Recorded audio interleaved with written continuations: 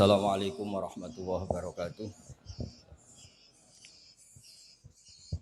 Bismillahirrahmanirrahim. Nahmaduka ya ghafur ya syakur wa sholli wa sallim barik ala sayyidina Maulana Muhammadin wa ala alihi wa sahbihi ajmain. Nama ba'du. Teng ngarsa para alim alamah, para kasepuhan, para kiai ingkang sangat kula hormati. Utamanipun Kyai Haji Ahmad Mustofa Bisri dan keluarga wonten Gus Yahya, Gus Menteri sedanten. Wonten kiai-kiai sepuh, wonten penantang kula fikih, Kiai Marzuki. Mboten nantang. Nggih Malang ngoten niku. Terus kapan-kapan struktural pengurus NU niku piyambake Suriah mawon ampun tanfidiyah. Nggih kula memang dari awal kepengin takzim teng Mbah Mus, kula mboten biasa pidato lami kados Kiai Marzuki. Kula 20 menit. Ngeten nggih.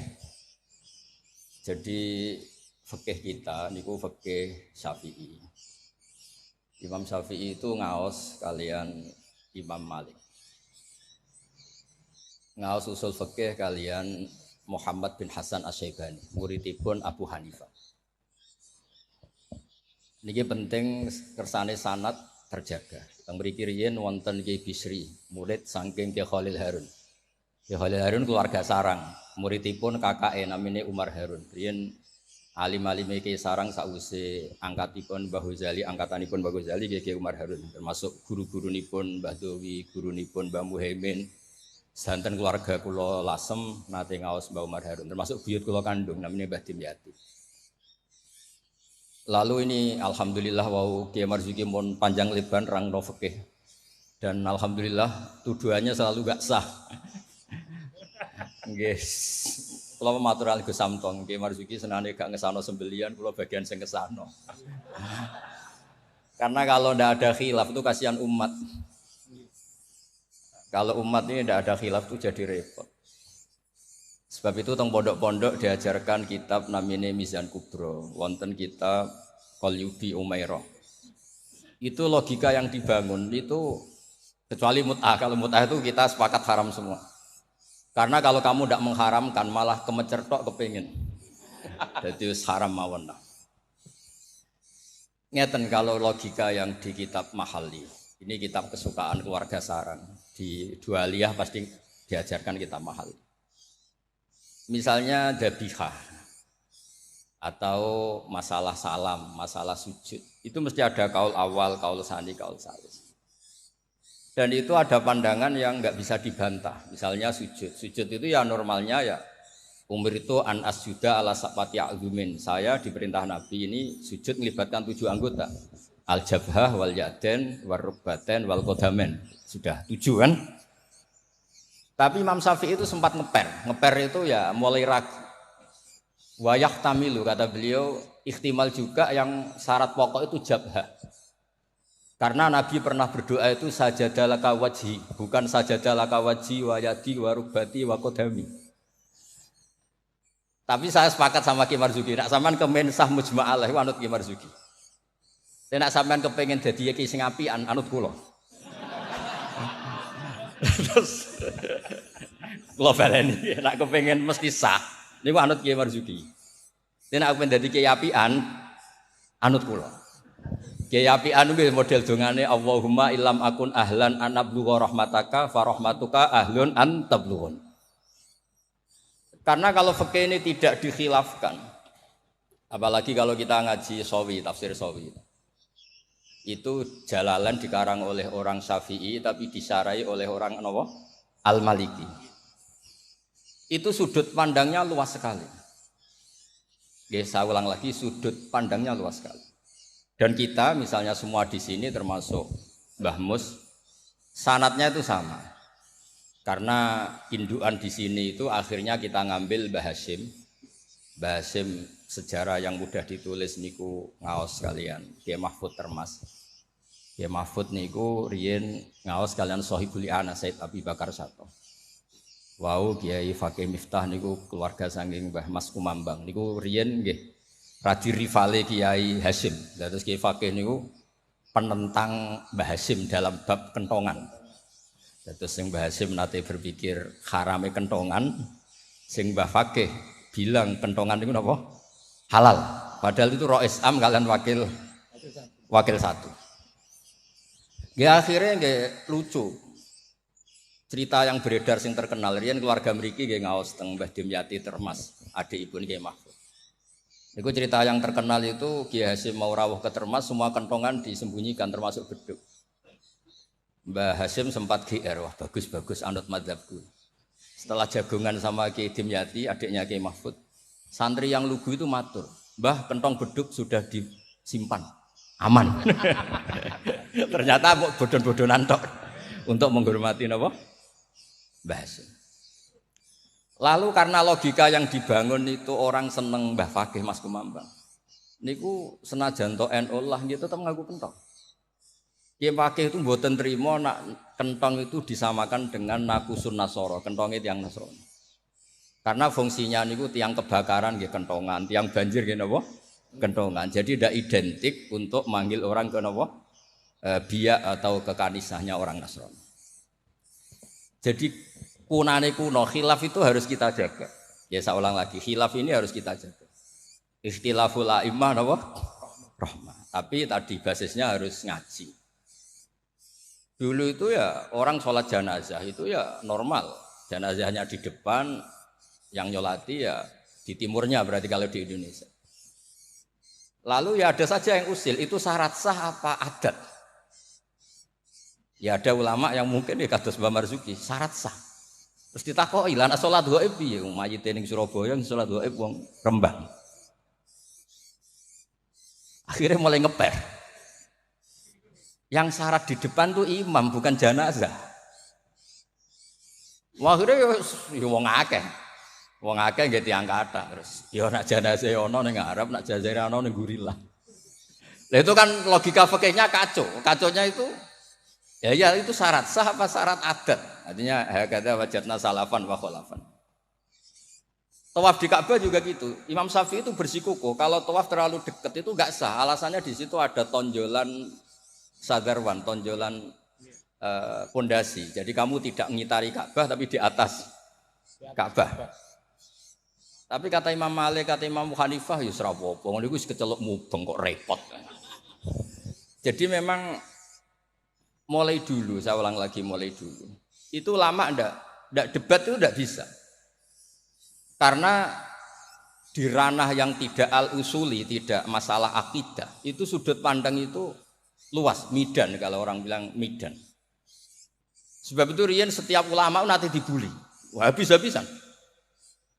Abu Hanifah nanti liwat tenggene daerah wisata. Kathah penyanyi-penyanyi wedok nyanyekno tiang-tiang suga-suga wong lanang-lanang. Barang Abu Hanifah rawuh lewat iku menengcep, mohon niat iku menengcep. Abu Hanifah ngendikan ahsantunna. Terus imam yang rival beliau, Ibnu Abi Layla itu rival beliau. Suatu saat ada masalah di pengadilan, Abu Hanifah jadi saksi. Kamu tidak sah jadi saksi. Karena ketika melihat penyanyi-penyanyi kamu bilang ahsantunna, kamu bagus. Kalian semua bagus. Itu tidak sah. Masa kiai kok ngelegalkan apa penyanyi-penyanyi cewek, penyanyi-penyanyi putri. Kata Abu Hanifah, saya bilang gitu itu ketika diam apa ketika nyanyi? Ketika diam. Lah ya maksud saya pas diam itu bukan pas nyanyi. Jadi mulai dulu itu kiai itu dicari celah salah. Dan itu seni jadi kiai. Jadi kalau tidak ada orang yang menyalahkan itu mungkin nggih kirang cerdas. Lalu kalau matur Gus Samtong, kowe kudu khilaf mbek Gus Sulil, soalnya mantu-mantu saingan lah. Saingan ngerebut warisan opo les pokoke saingan. Ya maksudnya warisane kiai kan yo ilmu. Karena kalau enggak saingan itu terus napa gak mutu. Oh kan kula matur Gus Sulil, jenengan pun ngorek isya terus to, sekali-kali ngorek fikih. Nek ngorek isya kowe enak wae yang bagi, nek fikih kan ya jibu alika. Jadi tersangka, baru kayak jadi tersangka itu terus kuat. Kula nu senengane maca fikih. Karena dengan baca fikih itu orang menjadi terkhitopi oleh Allah Taala. Nek sampean maca tasawuf untuk fasilitas, dosa gede di sepuro. Kowe dosa kaya apa delok raine Pak Marzuki sepuro, ora raine iku tasawuf. Fikih mboten. Oh, fikih itu ekstrim. Dunia ora iso diwaris durunge utang dibayar, termasuk utang haji ning Allah Taala. Wis pokoke ditersangkakan, tiang niku ditersangkakan. Ora kober. Benten nak ngaji tasawuf. Makanya terus kula niku nak sakniki kan tasawuf itu beredar di mana. Kula ora disusah. Iku golek para pangeran, apa golek terapi. Karena kula niku sering Gus kula nyuwun ngaji hikam. Takrib ya takrib. Mboten Gus hikam. Maksudnya piye karena terus ayem ngono kan dadi gampang kabeh. Nak fikih kados Pak Marzuki wau takbir diaudit. Opo wis salah. Lah tasawuf mboten guya-guyu eling pangeran wis koyo wali ngene kan penak. Fikih niku repot muni Allahu Akbar kepanjangan A niku ya salah. Allahu Akbar itu salah, itu jadi istifham. Berarti maknanya apakah Allah itu maha besar? Tapi nak cara kula, iku sing maknane istifham Pak Marzuki sing maca dhewe iku maksude ya Allahu Akbar Allah maha besar. Wong sing maca dhewe kok sing maknane. Jadi niki tapi kena mesti kepengin sahanut Pak Marzuki. Tapi mau nak kepengin dadi kiai apian anut kula. Kula niku saking senenge kalian umat Rasulullah sallallahu alaihi wasallam, saking senenge. Niku kitab mazhab apa saja kula waos. Untuk supaya wong Indonesia iku ya ono sae lah. Wong-wong dia ya darani ra salah nggih. Ono sae tak golek-golekno. Wes golek-golekno. Nanti mungkin Pak Marzuki nyari masalah warid sama maurud. Itu di antara kelebihan Imam Ghazali. Awal ngarang Ihya itu di bab Thaharah. Di bab Al-Muzal wal Muzalbeh. Itu di antaranya beliau tidak membedakan antara air dikucurkan sama air najis baina ijanatin fiyama wa baina iradil ma. Termasuk enggak bedakan masalah kulate. Sudah sadar termasuk. Karena yo repot. Terus mun maos lho. Terus kula niku alhamdulillah kula niku diundang pengajian umum nak mboten wong sepuh ya mboten purun. Terus jangan berharap Gus Samtong, Gus Takiuddin bisa ngundang kula. Nate ngundang kula mboten purun. Mbak Mas Duki ampun kapundhut. Nah, Mbah Mus mboten wani kula. Kula nu sing mboten wani nolak niku Khori Mbah Hamid, mergi Mbah Hamid itu misanane Mbah kula. Mbah Mus. Nek sing nom-nom ngundang niku nggih ra dikualat kira-kira. Mboten krana napa-napa, kula niku nyen kiye tenan, maksudnya mulang ngaji terus mboten. Nak Pak Marzuki ora dipetarung ya. Tarung ya Ban. Wonten mawon korban ini wonten mawon sing boten san betul. Tapi itu sae lah, memang ilmu harus. Jadi kalau misalnya tawaf tadi. Tawaf itu banyak ulama yang mengatakan betul bimanzilati sholat, tapi ya tidak se-ekstrim banget kayak sehingga Said Muhammad itu punya bab namanya tawaful haid. Tawaful haid, tawafnya orang yang haid. Padahal tawaf itu kan harus suci. Tapi masalahnya kadang pas dia haid, pas harus tawaf nopo? Ifadah. Itu banyak ulama yang mengatakan ya sudah tawaf saja. Tapi nunggu waktu yang mepet. Nah, karena mepet ini penting untuk ilah hadid darurat. Nah, ternyata beliau juga sudah baca, tapi beliau tadi gak mau cerita. Senengane ku ndelok wong wedok sing kata aurati lho, kok iso roh lho. Kula niki nggih suwae niki ngaji rilek mawon. Kula pancen kula niku bapak kula niku seksine nggih Mbah Mus, bapak kula niku seneng guyon. Bapak kula pesene hak kena ngaji ku guyon. Wong ning omah wis mikir utang, mikir macam-macam. Lho bareng ngaji kok teror gak sah niku. Sakake maksudnya niku. Rai-rai bingung niku kan pun kathah dadi ngaji wis guyon, santai mawon. Tapi mboten tasahul, saya ulang lagi tidak tasahul. Ada dua orang itu sering naudzubillah ya, sering selingkuh, nakal lah. Ya nasabnya agak jelas namanya orang nakal. Ini cerita di kitab Mizan Kubra. Setelah dengar kabar orang itu sampai lah datang ke Rasulullah. Ya Rasulullah kita berdua ini sudah nikah. Itu Nabi jawabnya itu qad kharaja min sifahin ila nikahin. Ini sudah keluar dari status perzinaan menuju napa? Nikah. Dan Nabi tidak bahas masa lalunya. Sehingga dalam tradisi Jawa itu di fikih wali itu anut Syafi'i, tapi orang ngungkit itu anut Hanafi. Maksudnya gini, produk putri yang tidak dari nikah sah itu kan tidak bisa intisab ke bapaknya. Jadi di bab ini anut Syafi'i, si bapak ilegal ini tidak sah jadi apa? Wali. Tapi mengapresiasi nikah, bagaimanapun itu cara keluar dari sifat, keluar dari status perzinahan. Satu-satunya cara misalnya gini, hari Ahad itu masih selingkuh, sekali malam Senin itu nikah, berarti status baiknya adalah qad kharaja min sifahin ila nikah. Jadi ilmu itu banyak dan sudut pandang itu banyak, karena ya tadi fikih itu masalah furu'iyah. Ada ulama yang agak kritis tapi ya gimana gitu. Misalnya begini. Pelanggaran tertentu itu sanksinya itqu raqabah, memerdekakan budak. Kalau tidak bisa lagi begini. Terakhir puasa 2 bulan. Nah ulama ini ngerti si pelanggar ini raja kaya raya. Tujuan sanksi itu kan memperberat. Kalau disuruh merdekakan budak gampang sekali karena dia orang kaya, maka sanksinya langsung disuruh puasa 2 bulan. Alasannya yang namanya sanksi itu yang kira-kira orangnya itu kapok. Ini kalau sekedar terkait uang, itqu raqabah itu gampang sekali. Apalagi kalau misalnya mun ngangkem mriku mawon ben gak kulino ngaji mangan pun. Sama lagi, misalnya di kafaratul qatli yang khata' atau kafaratul yamin.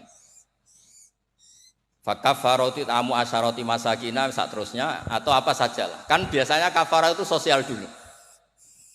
Saya ulang lagi, biasanya kafarah itu sosial dulu, merdekakan budak. Jadi budak itu kan tidak enak betul. Jadi budaknya kiai aja agak enak apalagi budaknya orang nggak soleh itu tidak enak betul jadi budak. Sehingga semangat Islam semua kafarah itu bentuknya itu itqu raqabah. Tapi si raja ini kaya raya, kalau disuruh merdekakan budak atau ngasih makan 10 orang miskin, etam itu mudah sekali. Sanksinya puasa saja biar kapok. Karena dia cara pandang tujuan sanksi itu bikin kapok. Agak masuk akal. Tapi banyak ulama yang cara pandang ini ada jumlah muqtaridah sedikit. Saya dulu sering sowan Mbah Mus, yang paling saya kenang itu nasihat ini. Nak jare badolah, wong loro, nak rawali yo sering nyetel radio. Jadi pilih aja itu kalau instingnya tidak insting wali ya pengalaman, apa? Karena fatwa fikih itu butuh tajribah, butuh pengalaman. Begini. Merdekakan budak itu bagus, menguntungkan yang dimerdekakan. Enggak penting yang merdekakan ini mudah apa enggak. Semangat Islam itu menguntungkan orang lain ini enggak penting. Saya ulang lagi ya. Kalau ulama yang pertama tadi, ba'duhum itu. Kalau disuruh merdekakan budak atau ngasih makan orang miskin kan mudah sekali bagi orang kaya raya. Sanksi yang berat dia disuruh apa? Puasa. Masuk akal dari segi pelanggar ini. Dari segi pelanggar ini. Tapi dari segi sosial, menguntungkan mana? Merdekakan budak apa puasa? Budak. Merdekakan budak. Lah sekarang Islam tuh lebih berkeinginan merdekakan budak apa berkeinginan ngasih sanksi orang ini? Merdekakan budak, falak tahamal aqobah wa ma adraka mal aqobah fakku raqobah. Akhirnya ini jadi ulama yang minimalis. Dibully cara sekarang. Makanya kata ulama yang wali, wis ora usah dipikir urutane ning Quran ngono ya ngono ora usah dipikir. Ini jenis wali. Yang jenis peneliti semangat Islam itu merdekakan budak. Ketika Pak Marzuki naik langsung maju. Kula niku sering delok beliau, sebab penyen petarung angger fatwa niku ana korban. Tadi petarung. Ya bagus lah memang fikih itu butuh munazih itu petarung. Supaya ilmu itu hidup, bukan petarung yang tadi pakai santet, pakai apa enggak. Memang ilmu lah. Ya dulu itu sama ingat debatnya Mbah Mun sama Basal itu kalau guyon gini, kiai gede nak diundang ning desa apike teko ta ora. Ana sing bilang ya apike teko lah sakake wong desa. Tapi survei membuktikan apike ora iku kan jobe kiai cilik. Dimbat pisan mbek kiai gede. Itu kan harus ada sudut pandang itu. Harus ada. Lah iya makanya kan yo rono pas orang ngaji kan iso. Sing rapas salam templek lah kok angel temen nerangno. Lho kan kalau lho kula niku ngalami, kula jare wong akeh rak kiai gedhe, nek diundang teng desa mboten kurang. Tapi teng kiai desa kula sering niliki. Oh seksine kathah pangeran lah, nek kurang akeh. Kurang top, kula ayu sen akbaru syahadah seksine pangeran. Kula sering niliki kiai desa kula tiliki. Termasuk nyun sewu kadang kula butani terjemah UI, kula sukani Ibris, kula sukani terus kula sukani kitab-kitab akidah Mbah Sakur akidah. Karena tadi, nah aku teko muludan ning desa, kas musolae muk pira. Terus digo nyangoni kiai ketua Tanfid Jawa Timur. Oh, iku ngentekno kotak yakin. Iku ora merakyat iku. Lah nek alasane tawadhu istilii pas ora ono salam template. Ya istilii diaturi. Mboten iki mboten sok-sokan suci mboten iki cerita mawon. Artinya sudut pandang itu selalu ada. Kula cerita bolak-balik. Kula nate diundang manakiban mboten teko. Tujuan kula lho kiai cilik mangan daging arang-arang salam aku teko. Tenan kula mboten teko, ketemu kiai sing teko. Matur nuwun Gus gak teko Gus. Aduh aku gak lakon katanya. Aduh aku gak lakon. Loh kalau saya datang jatah saya ketewu sempol mesti tengkulo. Biambake untuk suwiran-suwiran niku. Lah maksudnya niku ijtihad. Jadi ijtihad itu mau ndak mau. Mulane kula niku sirine kenapa kula diundang Gus Ipul ora teko wis Pak Marzuki wae niku jatahe Pak Marzuki. Dan terus kedah mikir lah. Karena memang ini ranah ijtihad. Saya ulang lagi ranah. Saya berkali-kali bilang, ijtihad itu sudut pandangnya itu banyak. Ada orang saking senengnya Nabi itu sowan Nabi terus, ingin melihat wajahnya Nabi. Itu bagus namanya kangen ya sowan. Banyak juga sahabatnya nggak mau sowan, alasannya ganggu. Lho kok seneng Nabi di keluarga, gak ada istri, gak ada cucu, amen mbok sowani terus kapan ngurus keluargane? Banyak juga. Ada sahabat yang suka melihat wajahnya Nabi, sehingga kalau sifli wajah Rasulullah, secara fasih bisa nerangkan. Ada yang ditanya, sifli wajah Rasulullah langsung nangis. Saya ini tidak pernah melihat wajahnya Nabi, tapi Anda kan sahabat.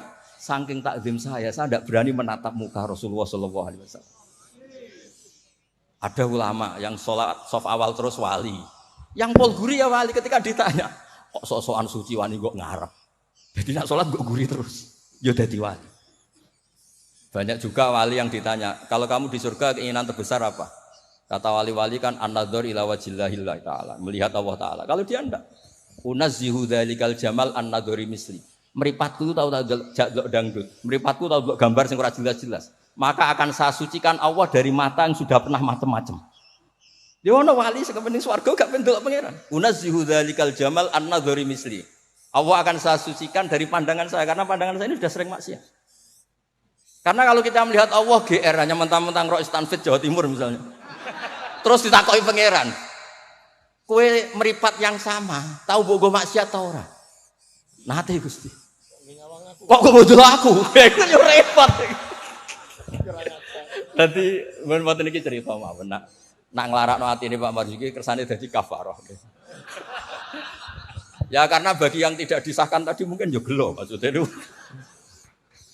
Nggih, mungkin nggih gelo. Tapi memang dimuin seperti yang dikatakan. Makanya beliau fair cara ilmu itu dimuin. Tapi nanti kalau sudah ngaji Mahali, Qalyubi, Umairah, terus Mizan Kubro, khilaf-khilaf itu banyak. Kayak tadi Qat'ul Khulqum itu semangatnya tuh Qat'u yang izhakur roh, apa Qat'u yang potong. Nah itu kan ulama masih terus berdebat. Ya namanya ulama ya tadi cara pandang itu pasti banyak. Makanya kenapa itu ada khilaf. Bahkan semua muridnya imam itu akhirnya mengkhilafi gurunya. Fa'inna Ahmad niku muridnya Imam Syafi'i, tapi khalafa Syafi'iyan. Wa Syafi'i muridnya Malik, akhirnya khalafa Malikan. Kenapa menjadi khilaf? Karena sausé diangen-angen niku nggih. Misalnya Jumatan. Jumatan itu cara jenengan itu kan harus orang 40 syarat sah. Tapi pertanyaannya, kampung situ yang mau Jumatan baru 20 kok disuruh berapa? 40. Wong sing gelem Jumatan mau 20 dikongkon pinten? 40. Jadi sudut pandang itu terus kenapa kok 40? Katanya kalau 40 itu mesti ada walinya. Lah sekarang orang 1000 pun nggak mesti ada walinya. Terus kedua, dikatakan 40 itu mesti jam'un kelompok. Lah 12, 20 juga sudah bisa disebut apa? Jam'un sudah dikatakan kelompok. Mulane kula nate Jumatan teng pedalaman Purwodadi. Kula riyen sering ngebis teng Jogja lewat Pati gitu. Pas wae Jumatan niku tiange namung 6 napa 12. Santri kula niku tamat MGS Sarang. Diabeki ada kula mboten. Jenengan mboten ada gak. Niku maca Fatihah Pak Marzuki. Niku kaya wong ape kelahiran niku kula cerita bolak-balik. Bismillah. Wis kados perjuangan tenan. Aku ngomong ngene, aku sing menungso ora mentolo ora ngesahno apa meneh pangeran. Mergo macane Fatihah. Wis dinas wis perjuangan. Kaya wong ape kelahiran. Aku nak ape ada Allahu arhamu minni. Umpama aku juri we tak sahno mergo ora mentolo apa meneh pangeran. Mosok wis kangelane ngono, hasile mboten apa? Sah. Mboten iki cerita mawon mengke penantang fakihnya anak badhe ngendikan nggih monggo. Karena ini agak dolim saya, karena kan saya kedua. Tapi enggak apa-apa nanti Mbah Mus mesti pareng kok kalau jenengan bantah salah lagi tidak. Tapi kok ngarepe pangeran duet malah, dubat lagi nanti. Nah, debat malah ngarepe pangeran kadose menang kula karena kebetulan secara status niku wong sakit mai Quran, ahlu wa khosotu. Kayaknya saya agak spesial lah memberi Quran. Terus ilmu itu harus tadi, saya ulang lagi. Karena kalau pertanyaan itu bisa mujab, bisa nafi. Saya ulang lagi, pertanyaan itu bisa mujab, bisa nafi. Misalnya begini Pak Marzuki, dibalik pertanyaannya. Wong sing isane salat muk ngono, iku apike salat apa ora salat? Dibalik pertanyaan. Ndak ini MC-nya maaf ya, nanti setelah ini Pak Marzuki lagi terus saya ndak akan bantah lagi. Karena saya ini wong legowo lah. Mbok beliau ngadili kayak apa saya insya Allah ya ndak mandi, nggak ngefek. Cara kula wong partai politik loyalis saya terlalu fanatik. Nggak ngefek. Pertanyaannya jadi balik. Dhisik ceritane Wali Songo itu salat sementing salat, rubuh gedang lah. Ya saya ulang lagi, orang yang belum bisa sholat sempurna, itu apike sholat apa mboten? Sholat. Sekarang dibalik Pak Marzuki. Orang yang baca Fatihah tidak benar, kita bisa mentakhrij, cari solusi. Anggap saja itu wiridan. Kalau Fatihah kan wajib pakai tajwid.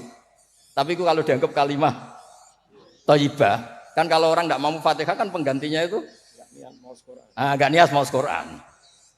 Setuju nggih? Dihitung aurat mawon pengganti Fatihah sehingga tidak harus pakai apa? Tajwid. Maksudnya boleh, wae kalau niku kiye apian, mun tak golek-golekno. Tapi ampun mut'ah lho, kalau mut'ah mang kula sepakat lah. Kalau yang ngoten-ngoten niku pun kula niku apian, pun bab ngoten niku apian. Kula niku sinau niku tenanan, kula nak sinau nganti nangis. Lho kula niku nyuwun sewu niku mboten sombong. Saya itu di rumah, takokno tangga-tangga kula.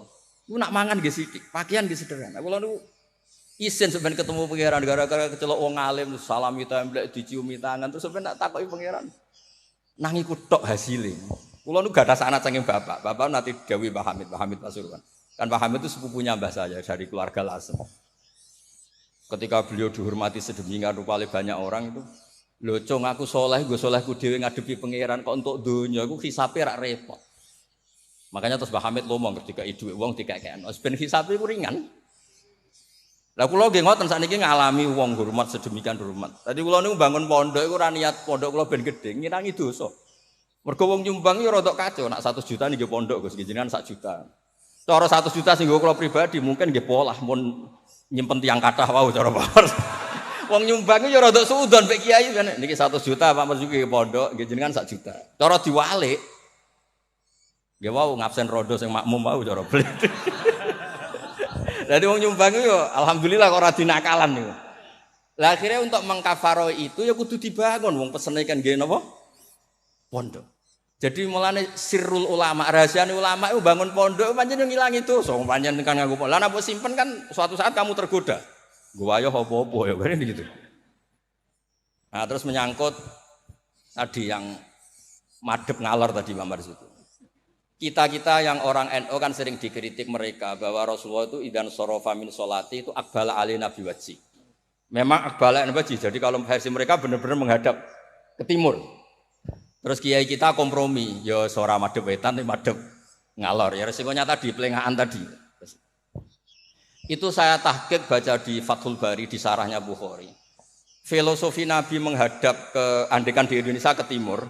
Kalau konteks Indonesia ke timur itu untuk memaklumatkan kalau sholatnya sudah selesai. Jadi sebetulnya itu bisa diganti gerakan apa saja yang memaklumatkan kalau sholat itu sudah apa? Selesai. Takutnya Nabi ada orang yang iktam mabihi walamnya yadri annahu qad qada sholat. Takutnya itu ada orang makmum ngiranya Nabi fi sholatin ternyata sudah ada sholat. Berarti apa? Makmum ini rabtu sholatihi biman laisa fi sholatin. Berarti makmum ini menggantungkan sholatnya sama orang yang sudah tidak sholat. Misalnya begini, andaikan Nabi tetap posisi tahiyat akhirah madik ini.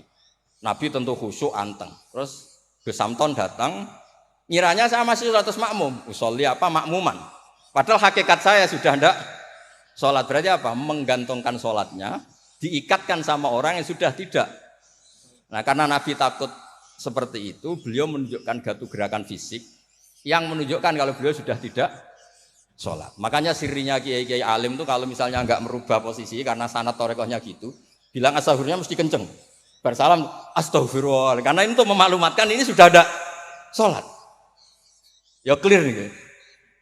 Maksudnya itu pentingnya ngaji tenanan, maca kitab tenan. Lalu nak diundang tiang nak mboten pernah sepuh tak anggap haram tenan. Mboten haram tenan. Karena yang belum diundang pun kata lah sudah lah. Kalau yang sing sinau tenanan sudah bisa dihitung dengan jari. Dan termasuk kula lah, mboten niat sombong termasuk kula. Nah Gus Samtong ora percaya saingan mboten apa-apa. Mau kita cocokan wae kula, ora apa Gus, bisa wajar. Nak tengen kula tak kei kitab. Mboten ate kula tangkel iki mantune mbahmu semari dasi gedhe, pokoke kok takon ngaji wis kula cucu-cucu Basim ya banyak ngaji saya mboten ate kula tangkleti macam-macam. Jadi penting supaya kenapa tradisi thariqah banyak orang-orang soleh yang tetap menghadap barat, tapi astagfirullahnya dikeraskan untuk maklumat kalau beliau sudah enggak Jadi enggak apa-apa sampai ndak akbal alil wasi enggak apa-apa. Karena sudah kadung dipakai kubu sebelah tadi itu. Biasanya orang kalau sudah dipakai ya sama seperti nasibnya kunut. Jelas mazhab Hanafi itu enggak kunut, orang Syafi'i kunut. Tahu-tahu sekarang jadi politik identitas. Ini enggak berani enggak kunut. Bisa dicoplok dari tanfidiyah kalau misalnya. Meskipun ngajinya kunut itu sunat, tapi ngalang-ngalai wajib itu politik identitas. Berisiko betul. Makanya pernah Allah Ta'ala disifati aja gak terima pernah. Assalamualaikum warahmatullahi ta'ala wabarakatuh. Ada ta'ala. Padahal ta'ala maknanya moho luhur. Mubalek berikutnya karena tidak, formasnya tidak sama. Assalamualaikum warahmatullahi tanpa ta'ala wabarakatuh. Wong kok hasute ngono. Wong apa disifati ta'ala kok gak terima. Assalamualaikum warahmatullahi tanpa ta'ala. Jadi kalau nuruti kelompok itu nggih ngoten niki pun napa nggih petarung yang baik pun napa pembanding yang baik nggih. Niki kula sudahi mungkin ambek badhe bantah nggih monggo dan saya tidak akan bantah lagi. Nggih pokoke kula suwun perilaku yang salah dibenerin sesuai dawuh Pak Marzuki. Tapi nak kadung kowe ra iso. Tak golek-golekno dalil. Wes aku nak ketemu Nabi itu yang sah. Nabi nak ngendikan wong dosa ngene elek. Tapi Nabi yo ngendikan syafaati li ahlil kabair min mati. Yo nyalahno tapi nek kadung salah yo disafaati. Ora kadung salah dibles. Assalamualaikum warahmatullahi wabarakatuh. Boten klarifikasi. Sami kok. Mboten dalem nderek Ki Mas Duki menawi mulang santri kenceng. Menawi teng masyarakat awam. Ya Mas Duki niku menten tiyang tatuan iki kula tatuan salat sah. Kula belajar salat dereng apal Fatihah, wis maca tasbih sah. Ra apal apa-apa sah. Kula tiyang Jepang isone nyuwun sewu. Napa niku? Inna sholati wa nusuki wa sah. Jadi kenceng niku namung teng pondok mawon. Lan niki keluarga pondok dikencengi. Wassalamualaikum warahmatullahi wabarakatuh.